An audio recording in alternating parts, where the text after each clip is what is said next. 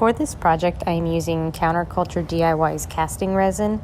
It says to mix it for about 3 minutes or so. I mix it until I don't see any stringiness left in the resin.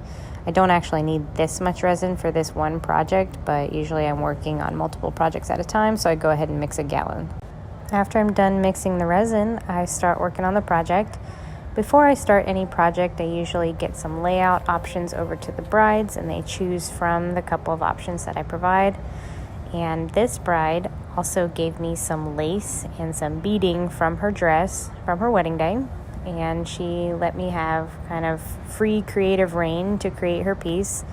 So I don't really have a game plan for the beads. I just kind of sprinkle them about until I think that it has enough in it and it doesn't take too much away from the flowers. And oops, dropped a bead in the wrong spot.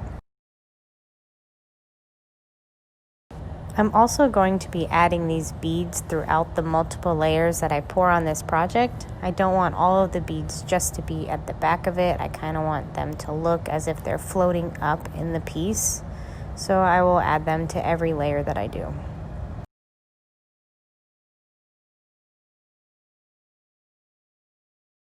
Ta-da! The first layer is now done.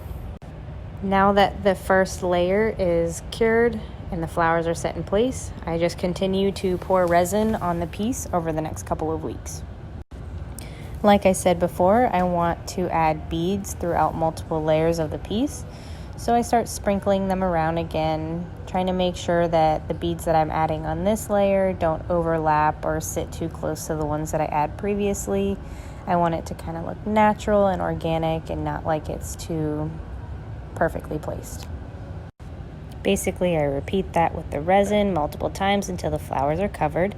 Then I get to take it out of the mold, add tape to it, add an additional layer to the back, and here you see me finally taking the tape off. And ta-da! It is finished. I love how the beads look like they're floating and suspended throughout the resin, and the lace in the back of it. It doesn't take away from the flowers, and it just kind of adds a nice extra textural element to it.